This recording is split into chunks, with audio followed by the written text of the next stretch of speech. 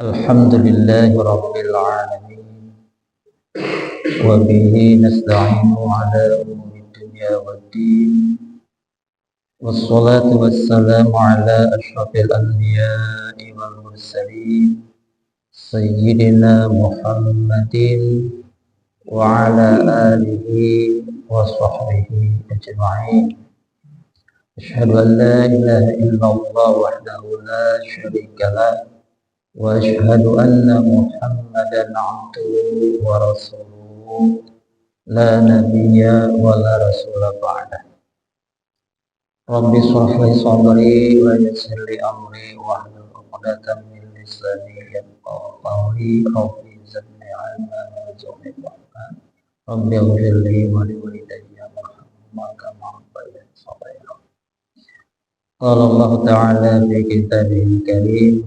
أعوذ بالله من الشيطان الرجيم بسم الله الرحمن الرحيم الذين آمنوا وهاجروا وجاهدوا في سبيل الله بأموالهم وأنفسهم أعظم درجة عند الله وأولئك هم الفائزون. وقال النبي صلى الله عليه وسلم لا هجرة بعد الفتح. صدق الله العظيم وصدق رسولنا الكريم. Para bapak, para ibu, jemaah, hadirin hadirat, hadirullah wa iyyakum. Alhamdulillah, puji serta syukur kita panjatkan kehadirat Allah Subhanahu wa taala pada pagi hari ini. Alhamdulillah kita semua bisa bersilaturahim, bersilaturukhuwah, bersilatul fikri di masjid yang dimuliakan Allah Subhanahu wa taala ini, dalam rangka sama-sama kita melaksanakan berbagai macam aktivitas dalam rangka nailu ridwanillahi ta'ala, untuk mendapatkan ridho Allah Subhanahu wa ta'ala. Salat subuhnya alhamdulillah bisa kita lakukan di waktu yang istimewa, yaitu di awal waktu, di tempat yang istimewa, yaitu di masjid, dan dengan cara yang istimewa, yaitu dengan berjamaah. Kemudian kita lanjutkan dengan kewajiban kita yang lainnya, yakni berthalabul ilmi. Mudah-mudahan semua yang kita lakukan di pagi hari ini mendapatkan pahala dari Allah Subhanahu wa taala. Amin ya rabbal alamin. Para bapak dan ibu yang dimuliakan Allah Subhanahu wa taala, tema yang insya Allah akan coba kita angkat pada pagi hari ini tentang hijrah. Ya, mengingat ini adalah bulan terakhir di penanggalan Hijriah, yaitu di bulan Dzulhijjah. Beberapa hari lagi kita akan masuk awal tahun, yaitu di bulan Muharram. Banyak mubalik, penceramah, ustadz yang menyampaikan tentang peristiwa hijrahnya Nabi Shallallahu Alaihi Wasallam. Namun pada pagi hari ini saya tidak akan bercerita tentang itu, tapi bercerita tentang bagaimana persiapan Nabi Shallallahu Alaihi Wasallam menjadikan Madinah itu sebagai nuqtatul irtikaz di dalam dakwah beliau. Apa nuqtatul irtikaz itu? Titik sentral di mana dakwah itu akan dituju. Ya. Jadi kalau kita melihat perjalanan dakwah beliau Sallallahu Alaihi Wasallam dari semenjak diutusnya menjadi seorang Rasul yang menyampaikan risalah Islam, yang mengubah masyarakat dari jahiliyah menjadi masyarakat yang beradab, minadz-dzulumati ila nur, dari kondisi yang gelap gulita menjadi kondisi yang terang benderang. Ternyata dalam perjalanan beliau selama 23 tahun berdakwah kurang lebih, paling tidak ada 3 tahapan yang beliau lakukan. Pertama, apa yang dinamakan dengan nuqtatul ibtida, titik awal beliau berdakwah, menyampaikan ajaran Islam di awal-awal beliau berdakwah, dan beliau lakukan secara sirriyah, secara sembunyi-sembunyi kurang lebih 3 tahun. Dan selama 3 tahun beliau berdakwah hanya dapat pengikut 40 orang. Dan kebanyakan 40 orang itu dari kalangan pemuda. Dan juga kebanyakan dari 40 orang itu adalah kaum du'afa, orang-orang yang lemah. Jadi begitulah memang kesadaran itu muncul dari pemuda. Ya. Karena pemuda itu biasanya orang-orang yang menginginkan adanya perubahan ke arah yang lebih baik. Jiwanya masih jiwa dalam tanda kutip pemberontak. Maunya berubah. Ya. Tidak mau status quo.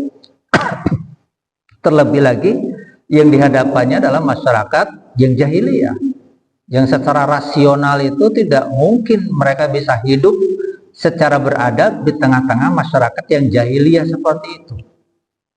Perjudian menjadi hal yang biasa, minum khamar yang merusak akal menjadi hal yang biasa, perzinahan jadi hal yang biasa dulu. Sekarang sama. Ya, judi online itu Indonesia terbesar kali ya. Betul ya? Judi online. Ya. Bahkan dengan judi online suami dibakar sama istrinya. Ya. Polisi padahal.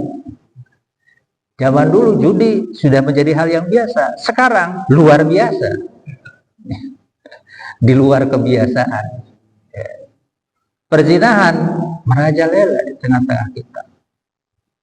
Ya, data dari BKKBN itu 51% usia remaja SMP SMA sudah pernah melakukan hubungan suami istri. Ya. Itu yang hubungan suami istri. Di Bogor yang sudah melakukan, mohon maaf ya, sekedar ciuman itu sudah di angka 85% lebih. Ya. Jadi kalau dulu perzinahan, sekarang juga marak. Kalau dulu orang-orang membunuh anaknya karena takut miskin, diabadikan oleh Al-Quran, la taqtulu auladakum khasyatal imlaq. Janganlah kalian membunuh anakmu karena takut miskin. Bahkan ketika ada orang membunuh anak, ya setelah lahir ternyata kelihatan perempuan, dibunuh itu, ya dikubur hidup-hidup. Sampai Allah mengatakan wa idzal mau'udatu su'ilat bi aidan bit qutilat. Ya. Ketika anak-anak itu dikubur hidup-hidup, ya bi aidan bit qutilat. Atas dasar apa mereka itu dibunuh? Apa alasannya? Ya, dipertanyakan oleh Allah itu. Dulu, sekarang, ya, sebelum lahir sudah dibunuh. Yang namanya aborsi.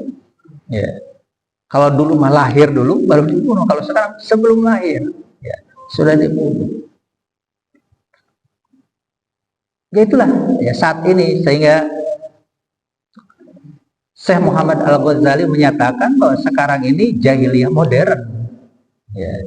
Artinya dari dulu zaman jahiliyah itu seperti itu, sekarang tidak jauh beda. Ya. Jahiliyahnya jahiliyah modern.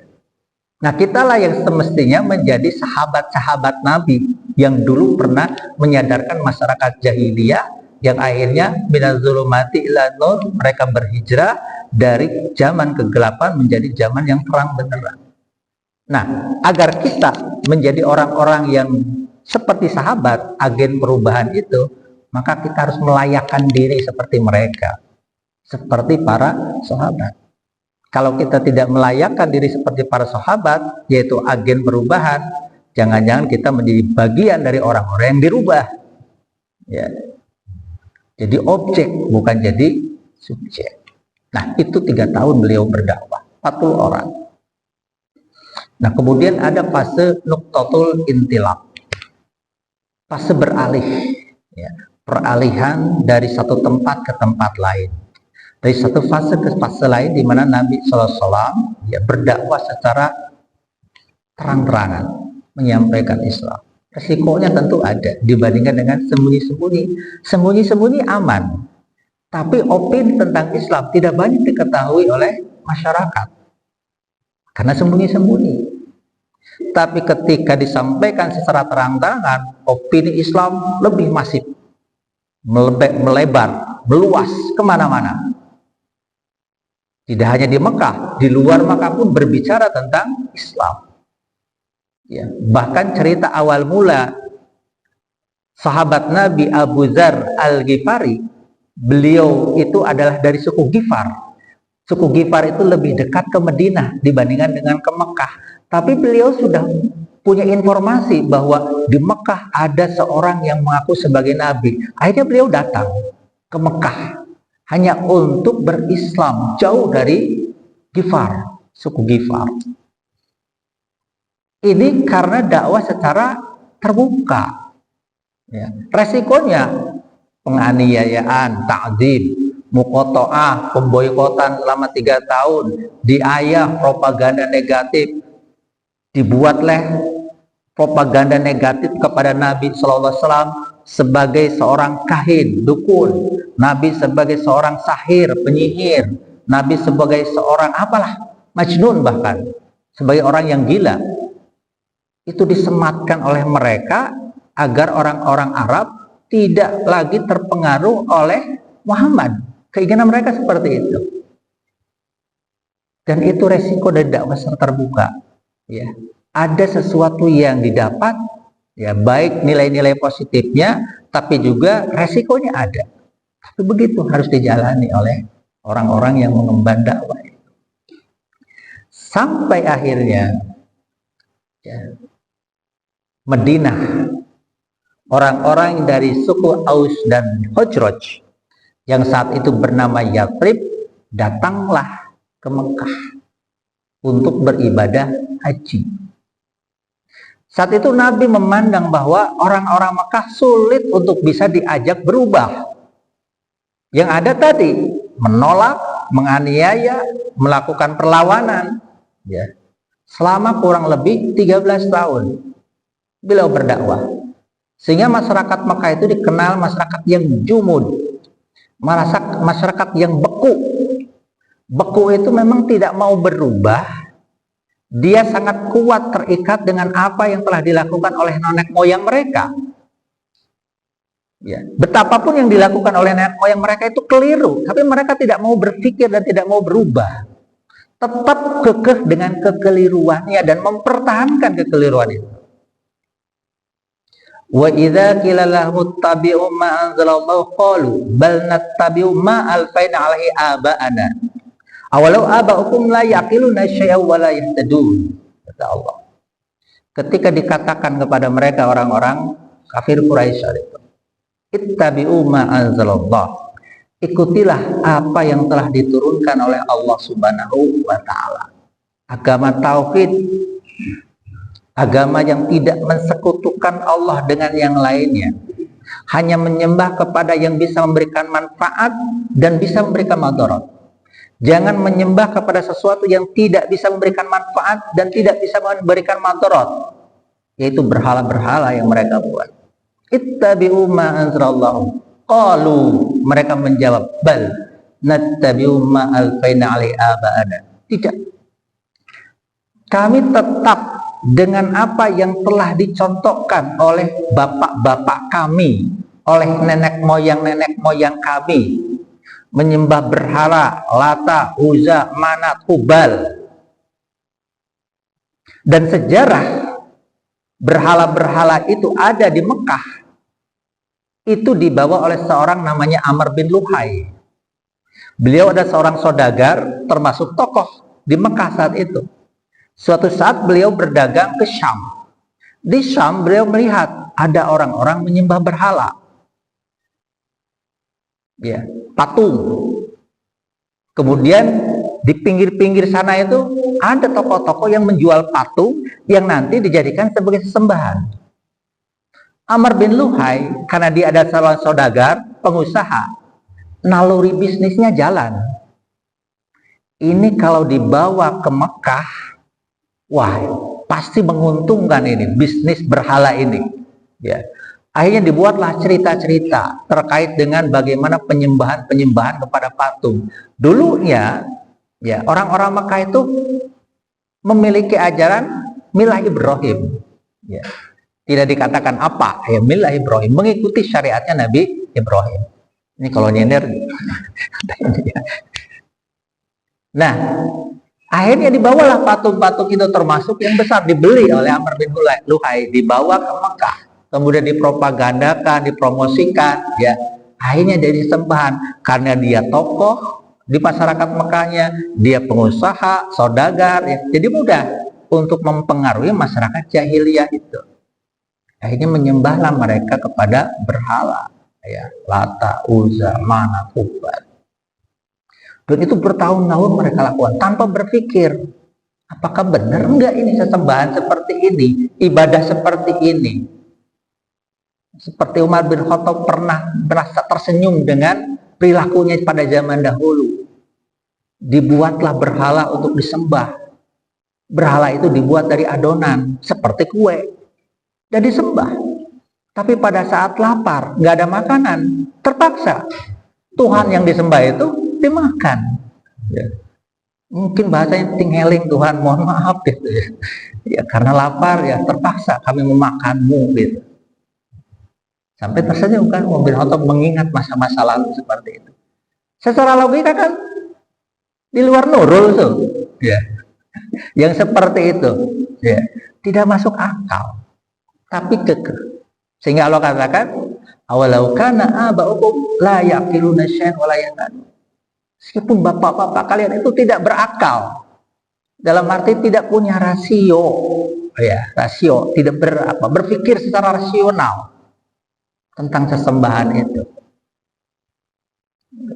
Walayatadun, dan mereka tidak sama sekali mendapatkan petunjuk. Tapi kenapa mereka tetap kekeh dengan tradisi-tradisi seperti itu?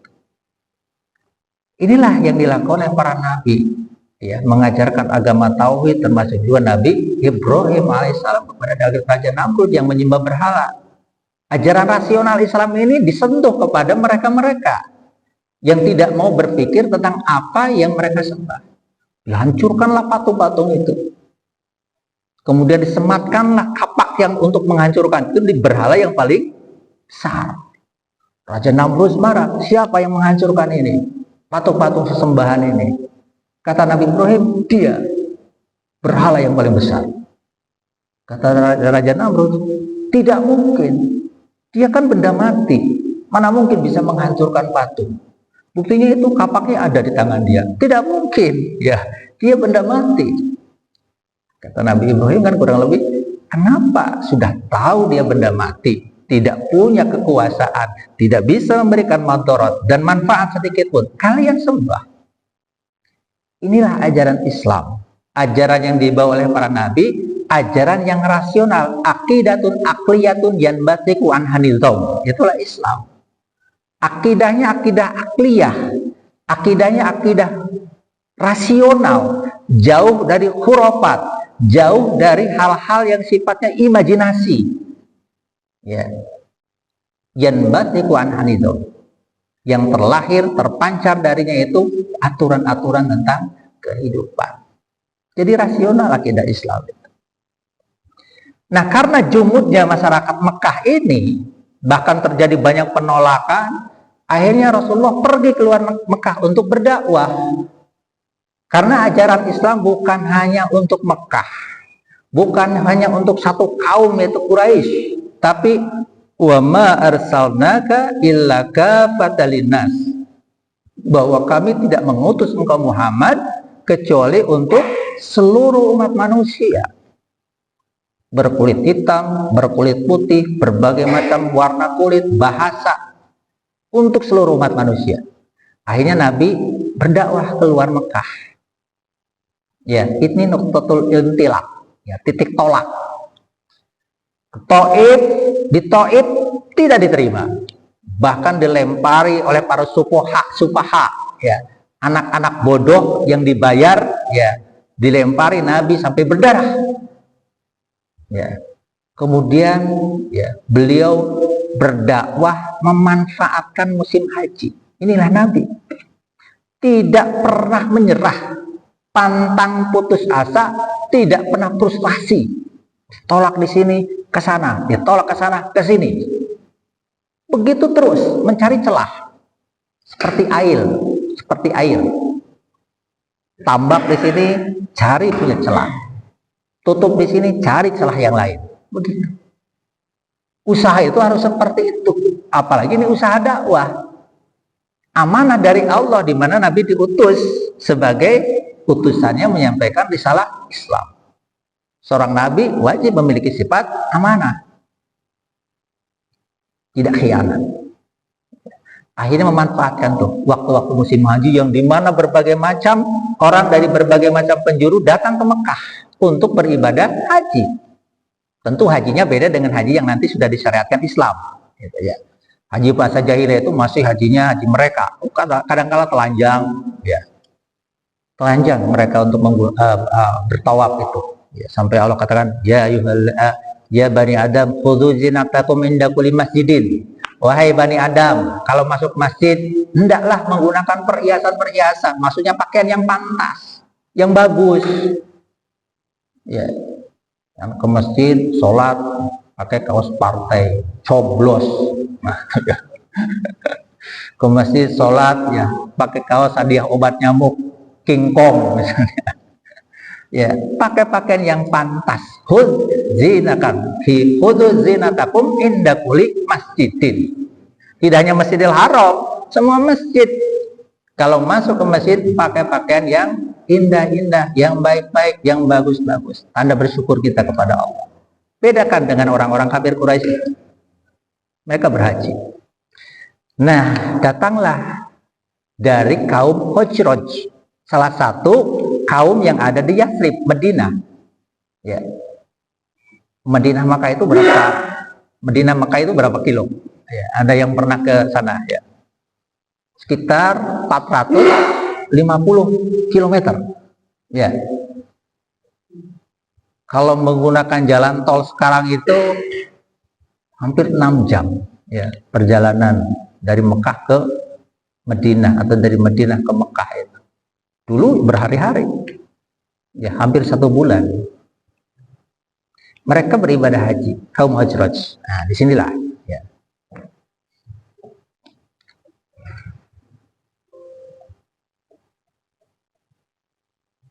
Kemudian Nabi SAW menyampaikan, ya, man antum. Nah, ketika mereka berkumpul di satu kemah ya, di Mekah ya, sebelum ke Mekah ya, Nabi bertanya, man antum, siapa kalian semua?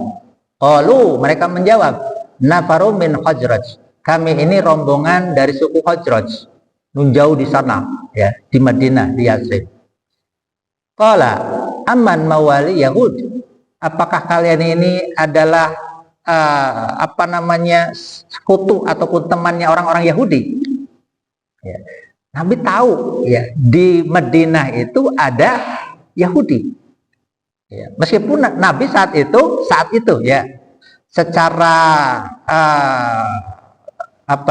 secara kasat mata Nabi tidak pernah ke Madinah, masih di Mekah. Tapi ya, saya ceritakan pada peristiwa Isra Mi'raj yang jarang diceritakan ini, Nabi pernah dibawa oleh malaikat Jibril ke Madinah. Ya, ke Madinah. Dan ini menjadi petunjuk, alamat bahwa Madinah itu nanti akan menjadi tempat tinggalmu, akan menjadi titik sentral dakwahmu. Nah, malaikat Jibril mengatakan kepada Nabi SAW, "At-tadri aina sholaita?" Wahai Muhammad, engkau sadar enggak? Tadi itu engkau sholat di mana? Ya. Sholaita bit-thayyibatan wa ilaihal muhajar. Kamu sholat di tempat yang diberkati dan di sanalah kamu nanti akan berhijrah. Itu pada peristiwa Isra Mi'raj, sekitar tahun ke-9 atau 10 sebelum hijrah. Ya, 9 atau 10 kenabian. Jadi sekitar 4 atau 3 tahun sebelum Nabi hijrah. Itu sudah dikasih tahu isyarat oleh malaikat Jibril. Pertama itu, ya, Nabi mengenal namanya Madinah itu, Yasrib itu oleh malaikat Jibril. Kedua, ketika di Mekah Nabi berdakwah, ada satu orang yang menjadi second opinion, ya, orang yang selalu merecoki dakwah Nabi. Nabi bilang A, dia bilang B. Nabi bercerita tentang nabi-nabi sebelumnya, dikatakan oleh dia asatirul awwalun, itu hanya dongeng-dongeng masa lalu. Kalau kamu mau dongengnya lebih seru, sini datang sama saya. Itu namanya Nadr bin Haris, ya. Seorang yang cerdik, pandai, yang menjadi perecok dakwah Nabi, ya. Kalau Nabi dakwah selalu ada dia di sana di pojok, ya, dan selalu menimpali apa yang disampaikan oleh Nabi, ya. Diharapkannya agar orang-orang itu tidak mengikuti Nabi. Bahkan satu sehari, ya, ketika Nabi berdakwah, yang namanya Nadr bin Haris ini membuat majelis lain, majelis tarian, ya. Di sana diundang para penari, para biduan, joget-joget, ya. Harapannya agar orang-orang itu tidak tertarik kepada dakwah Nabi, tapi tertariknya kepada majelis yang dia adakan. Kayak kita lah, ada pengajian, ada konser Iwan Fals misalnya. Nah, kira-kira mana yang mau dipilih oleh masyarakat? Iwan Fals.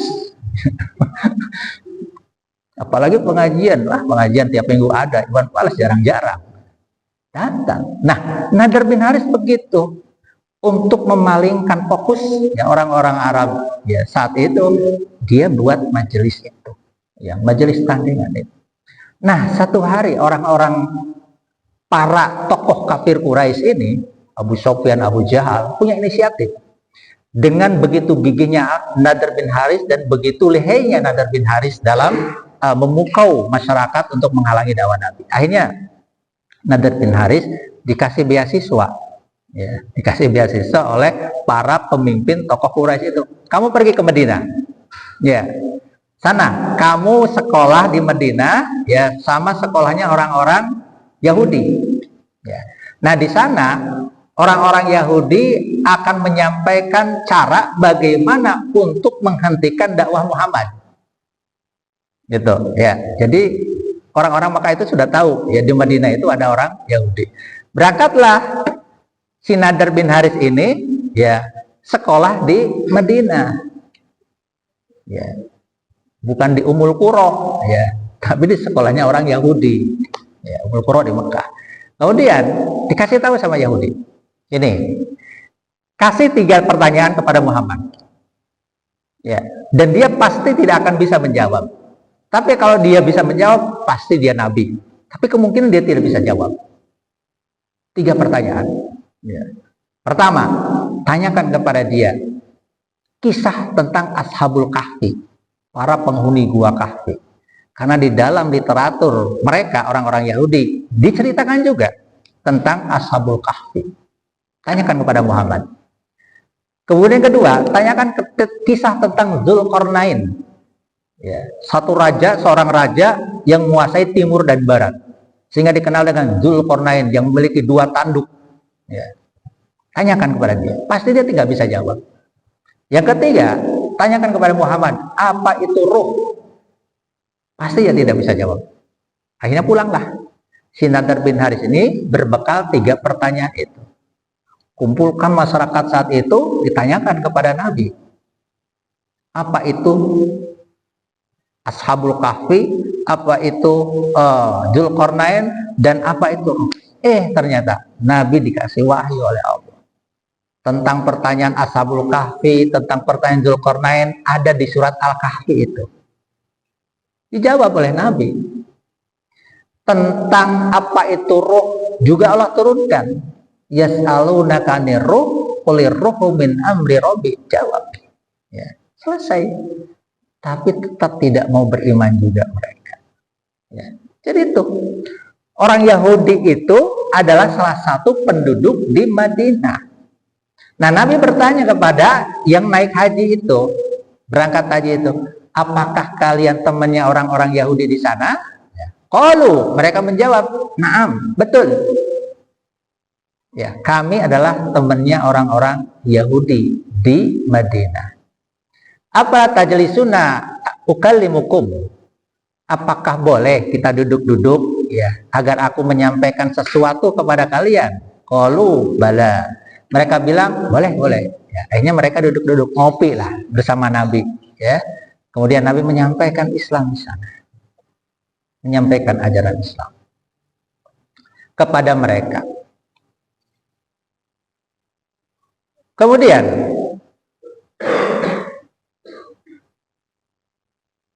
ketika Nabi menyampaikan ajaran Islam kepada mereka, ya, salah seorang dari mereka mengatakan, "Ya qaumi, ta'lamu wallahi innahu linabiyyin alladzi tawa'adakum bihi yahud fala tasbiqunnakum ilaihi." Wahai kaumku. Ini kata dari, itu ada 6 orang ya.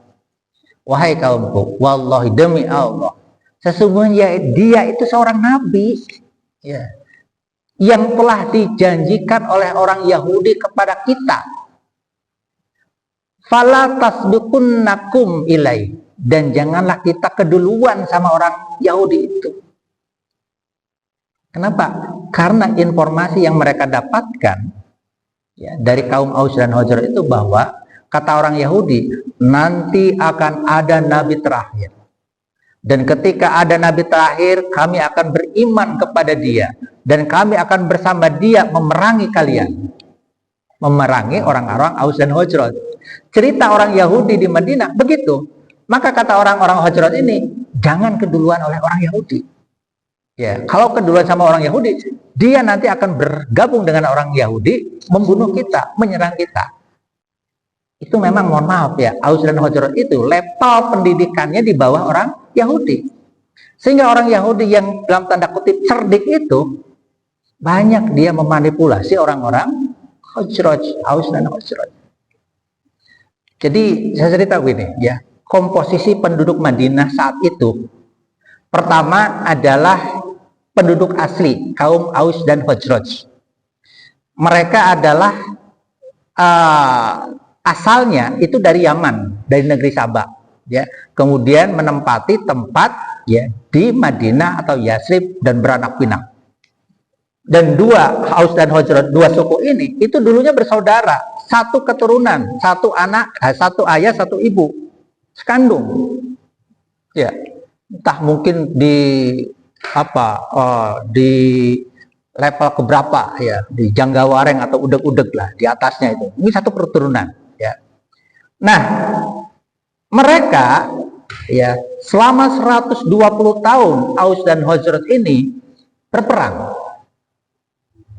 Setiap ada persoalan kecil diselesaikannya dengan perang.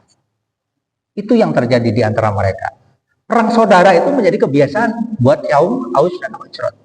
Datanglah orang-orang Yahudi ya ke negeri Yathrib itu. Jadi orang Yahudi itu bukan penduduk asli. Ya, mereka itu adalah orang-orang yang terdiaspora dari berbagai macam wilayah. Sama seperti sekarang. Jadi tabiatnya orang Yahudi dari sejak dulu sampai sekarang sama. Mereka nggak punya tempat tinggal dan selalu diusir. Di Babilonia diusir, ya. Di Romawi pada zaman kerajaan Romawi diusir, ya. Oleh Adolf Hitler diusir juga itu di Jerman, ya. Jadi mereka itu terdiaspora di berbagai macam tempat, sehingga datanglah kepada Khalifah Abdul Majid ya saat itu yang ada di Turki, ya, kekuasaan Turki Utsmani, menyampaikan bahwa kami ingin memiliki tanah yang ada di Palestina. Kalau Tuan bisa menjual kepada kami, sangat berterima kasih. Ya, dia sudah membuat duit itu. Sampai Sultan Abdul Hamid II mengatakan, tanah ini bukan tanah milik saya. Ini adalah tanahnya kaum muslimin yang telah direbut oleh kaum muslimin melalui darah dan air mata. Dan saya tidak ingin berkhianat kepada kaum muslim dengan menjual tanah ini kepada Anda. Itu tegasnya Sultan Abdul Hamid II. Tidak mau memberikan tanah kepada orang Yahudi, di mana orang Yahudi punya keyakinan bahwa Palestina itu adalah tanah yang dijanjikan oleh Tuhan mereka, oleh kitab mereka. Akhirnya ya, melalui bantuan Inggris yang kebetulan menjadi salah satu perang dunia pertama ya, sebagai negara yang menang dalam perang dunia pertama, dan kemudian salah satu konsekuensinya adalah Palestina itu di bawah protektorat Inggris dan Prancis, diberikanlah jalan oleh Inggris untuk bisa menguasai Palestina. Sampai tahun 1948 merdeka menjadi sebuah negara. Dulunya mereka nggak punya. Di mana-mana, ada di Amerika, ada di Austria, ada di Jerman, di Eropa, kemudian tempatlah di Palestina. Dan pada zaman dulu juga begitu, ya. Orang-orang yang Yahudi datang ke Yathrib itu adalah mereka yang terdiri dari berbagai macam wilayah. Ada 3, ya, suku ataupun kabilah Yahudi yang ada di Yathrib. Yahudi Bani Quraidah, Yahudi Bani Nadir, Yahudi Bani Qainuqa, dan satu lagi ya ada tambahan ya, Yahudi Bani Khaybar. Paling tidak ada 3. Ya, satu itu adalah suku Khaybar. Nah, Yahudi itu bersekutu dengan kaum Aus dan Khazraj. Mereka supaya punya kekuatan, diakui keberadaannya di Madinah saat itu. Yahudi Bani Quraidah bersekutu dengan kaum Aus. Yahudi Bani Nadir, Yahudi Bani Qainuqa bersekutu dengan Khazraj. Ketika perang, mereka itu saling bersekutu tuh dengan kelompok-kelompoknya, dengan aliansi-aliansinya. Ya. Nah, akhirnya terjadilah yang terkenal dengan Perang Bu'as. 4 tahun sebelum hijrah. Perang Bu'as. Nah, Perang Bu'as ini sampai menewaskan tokoh-tokoh Aus dan Khazraj. Hampir habis tokoh-tokoh mereka itu. Cuman tinggal 1 orang. Yaitu Abdullah bin Ubay bin Salul, yang nanti akan menjadi tokoh orang-orang munafik. Ya. Dan dia adalah tokoh yang masih hidup ketika terjadi Perang Bu'as. Menurut pakar sejarah, ya, Perang Bu'as itu anugerah dari Allah sebenarnya. Dari sisi bahwa Allah sudah melenyapkan orang-orang yang akan menolak dakwah ketika dakwah itu sampai ke Madinah. Tokoh-tokoh, biasanya tokoh-tokoh itu punya kiber, punya egoisme. Tidak mudah untuk menerima ajaran baru, namanya tokoh. Takut ada kesaingan. Datang Muhammad, nanti ketokohan saya jadi berkurang. Nah, hikmahnya terjadi Perang Bu'as itu, tokoh-tokoh yang kemungkinan akan menolak dakwah, habiskan di perang itu. Bahkan Abdullah bin Ubay pun tidak berkutik, menerima dakwah meskipun dibaliknya dia menolak karena munafik itu. Nah, Perang Bu'as itu, Bapak dan yang dimakan oleh Allah, itu dilecutkan oleh orang-orang Yahudi, diprovokasi oleh orang-orang Yahudi, sehingga Aus dan Khazraj itu terjadi peperangan. Itu akibat dari akibat dari provokasi orang-orang Yahudi. Jadi perang besar itu. Nah, orang Yahudi itu level pengetahuannya di atas mereka. Mereka, orang-orang Aus Khazraj itu sering bertanya kepada orang Yahudi, Yahudi sering menjawab. Tapi orang-orang Yahudi punya prinsip bahwa orang-orang Arab itu, termasuk Madinah, termasuk di Mekah, mereka itu nggak ada harganya buat mereka. Dan ini diabadikan oleh Allah Subhanahu wa Ta'ala dalam Al-Quran. Ketika Allah menyampaikan tentang wa min ahlil kitab man inta'manhu biqintarin bidinarin yu'adi ilaik wa minhum man inta'manhu biqintarin la yu'adi ilaika illa ma dumta 'alaihi qa'ima. Mereka mengatakan ketika mudah untuk mengambil harta orang-orang Arab itu. Apa kata-kata mereka? Laisa fil ummiyina, laisa alaina fil ummiyina sabila. Bagi kami tidak ada dosa, tidak ada keberatan untuk mengambil haknya orang-orang Arab. Oleh para mufasir, ayat ini dibedah. Ternyata mereka punya keyakinan dalam kitab-kitab mereka bahwa ketika mereka bertemu dengan orang-orang Arab yang berlainan agama dengan mereka, tidak ada dosa ketika mereka merampas hartanya. Tidak ada dosa ketika mereka membunuhnya. Itu dalam keyakinan mereka. Kenapa? Nahnu abidullah wahum ubaidina. Kami ini hamba-hamba Allah, kata orang Yahudi. Sedangkan mereka, orang-orang Arab itu adalah ubaidina, hamba kami, budak kami. Jadi kalau sekarang, ya, Binyamin Netanyahu, gitu, ya. Dia berusaha ya untuk menghabisi, bahkan ada yang mengatakan genosid terhadap orang-orang Gaza di Palestina, itu karena keyakinan, karena unsur prinsip ya dalam keyakinan mereka. Makanya keyakinan harus dilawan dengan keyakinan lagi, ya, bahwa keyakinan kita kaum muslim akan berjaya lagi, ya, karena sudah dijanjikan oleh Allah. Wa'adallahu alladziina aamanu wa 'amilus sholihati la yastakhlifannahum fil ardi kama istakhlafal ladziina min qablihim. Allah berjanji kepada orang yang beriman dan beramal saleh di antara kalian bahwa Allah akan meneguhkan mereka, akan mengangkat mereka, memberikan kepemimpinan, berkuasa di bumi ini sebagaimana berkuasanya orang-orang sebelum kalian. Ini keyakinan kita. Ya. Nah, itulah Yahudi di Yatsrib yang oleh Nabi SAW ditanyakan pada saat 6 orang dari suku Khazraj ini berhaji ke Mekah. Apakah kalian temannya Yahudi? Betul. Ya, kami temannya Yahudi. Nah, kemudian pada hadirin Allah Subhanahu wa taala, berislamlah 6 orang itu. Masuk Islam, ya. Hebatnya orang-orang dulu, ya. Dan mungkin bukan karena hebatnya mereka, tapi hebatnya juga orang yang menyampaikan Islam saat itu, Nabi SAW. Setelah berislam, langsung dia menjadi pengemban dakwah dan menyampaikan Islam ke Madinah, ke negeri tempat tinggalnya saat itu. Sampaikan Islam di Madinah. Setahun kemudian, datanglah 12 para nukoba, 12 para tokoh-tokoh sentral di Madinah, Aus dan Khazraj, datang ke Mekah untuk berislam kepada Nabi SAW karena disampaikan informasi oleh 6 orang yang baru masuk Islam tadi. Setahun kemudian mereka berhaji, datang lagi 12 orang. Di antaranya adalah Abdullah bin Somit, Ubadah bin Somit yang nanti akan menjadi perawi hadis tentang Bai'atul Aqobah yang pertama. Ya, datang kepada Nabi. Kemudian di Bukit Aqobah, nah, Nabi bertemu dengan 12 orang yang dipilih tadi atau nukoba, ya, para tokoh-tokoh tadi. Nah, di sanalah kemudian Nabi SAW menyampaikan satu hadis ya terkait dengan baiat itu. Ta'alau bai'uni alaihi. Kemarilah, ya. Baiati aku. Baiat itu janji setia, loyalitas. Ya, berbaiat gitu ya. Dalam hadis ada lafaz-lafaz baiat itu banyak. Man mata laisa alaihi fi unuqihi bai'atun mata mitatan jahiliyah. Apabila seseorang mati dan di pundaknya tidak ada baiat kepada khalifah, maka dia mati dalam keadaan mati jahiliyah.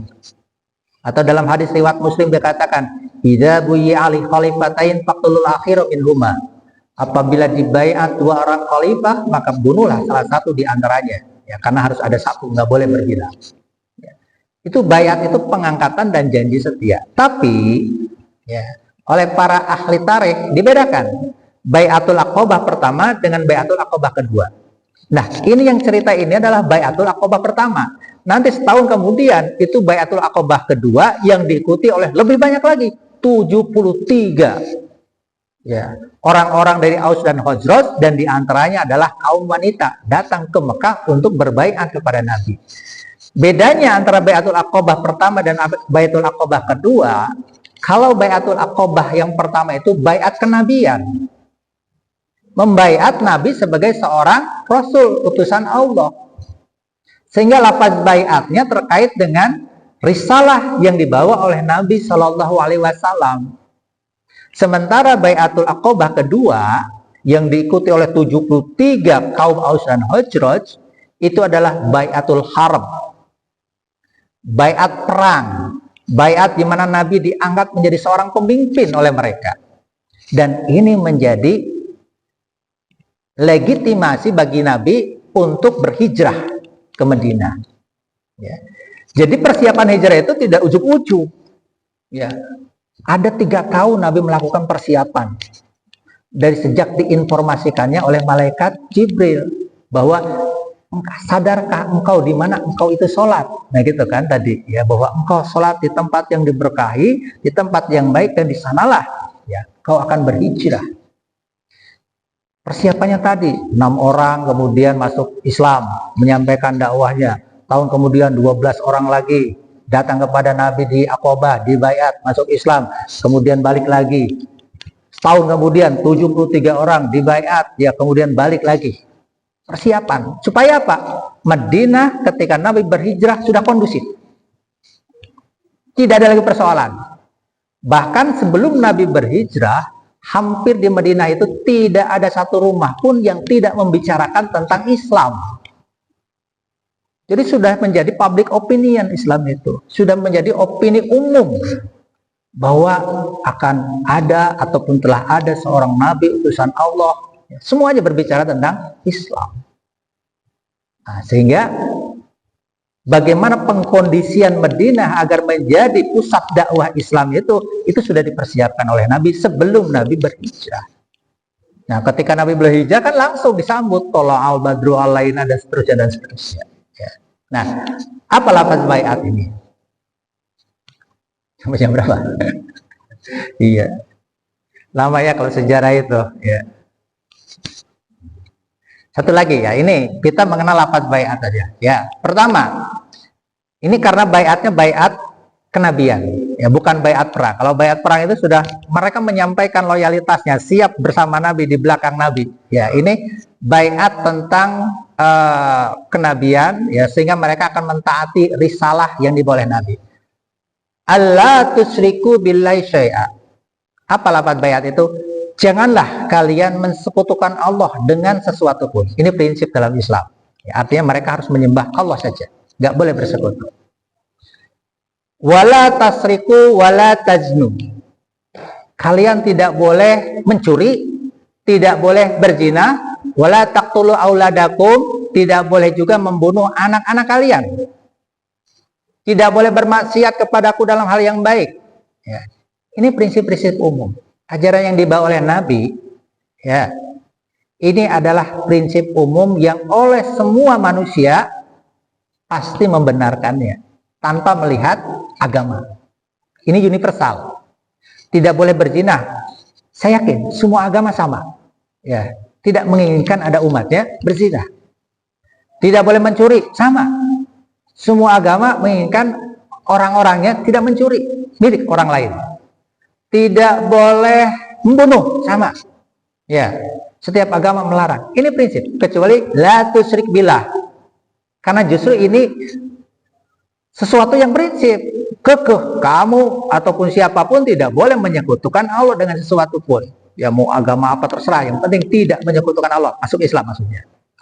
Nah, kalau maaf ya orang-orang Jawa nih, ya, itu kan ada 4M. Zaman dulu nih, orang-orang dulu nggak boleh madat, madon, mateni, maling, betul kan? Ya, zaman dulu itu. Ya. Mereka berpesan kepada masyarakat, ya 4M itu. Kalau sekarang kan 3M, mengurus bak mandi. Ya. Nah itu dalam baiat itu disampaikan 4M itu, dan itu sekali lagi umum. Biar apa? Orang benar. Ya benar tidak hanya sekedar oleh agama, tapi benar secara sosial. Tidak boleh membunuh, tidak boleh berzina, tidak boleh mabok. Ya. Nah inilah yang disampaikan oleh Nabi pada saat Baiatul Aqabah yang pertama, dan mereka menerima itu. Wallahu a'lam bishawab. Baik Bapak dan Ibu sekalian yang dimuliakan Allah Subhanahu wa taala, ya. Barangkali itu yang bisa disampaikan sampai pada Baiatul Aqabah yang pertama, ya. Sebenarnya masih panjang cerita itu, tapi karena waktu yang memang terbatas, jadi mohon maaf ya tidak bisa dilanjutkan itu saja. Barangkali ada pertanyaan atau pas? Boleh, ada? Enggak, ya masih ada waktu. Ada pertanyaan, diskusi atau koreksi, monggo dipersilahkan, ya, masih ada waktu.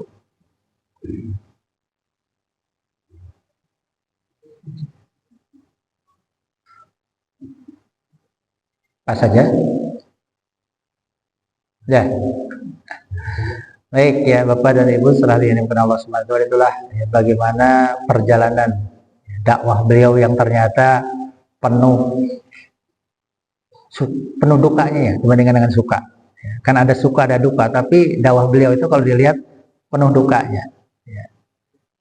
Dari awal tadi ya sampai persiapan hijrah. Kemudian setelah hijrah membangun negara di Madinah, apakah banyak sukanya juga? Beliau seorang pemimpin tidak? Ya. Berperang itu. 23 peperangan kurang lebih yang diikuti oleh Nabi. Ya, perang-perang yang lainnya banyak lagi. Kalau berperang itu kira-kira orang-orang suka atau cemas ya? Cemas berperang itu. Tapi begitulah kehidupan Nabi 10 tahun di Mekah itu berperang. Ya. Jangan cerita tentang Nabi punya istri 9 ya. Oh, itu sukanya Nabi punya istri 9 ya. Beliau nanti ada pembahasan khusus itu ya terkait dengan masalah ummahatul mukmin ya, ibu-ibunya kaum mukmin itu ya. Tidak seperti yang dipersepsikan oleh sebagian orientalis ya, keliru ya. Jadi begitulah ya. Dunia ini bagi orang-orang beriman itu sebagai ladang pengorbanan. Kenapa? Karena bukan tempat untuk menikmati dunia ini. Tempat untuk menikmati itu nanti di akhirat. Dunia bukan tempat untuk beristirahat, tapi tempat untuk berjuang. Dan tempat yang beristirahat itu adalah akhirat nanti. Sehingga Nabi ketika diutus sebagai seorang Rasul langsung menyampaikan kepada Siti Khadijah istrinya, la rohata ba'dal yaum. Wahai Khadijah, tidak ada lagi istirahat setelah hari ini. Nabi sudah mengazamkan tidak lagi ada istirahat. Tidak ada lagi bobok siang bagi kita itu ya.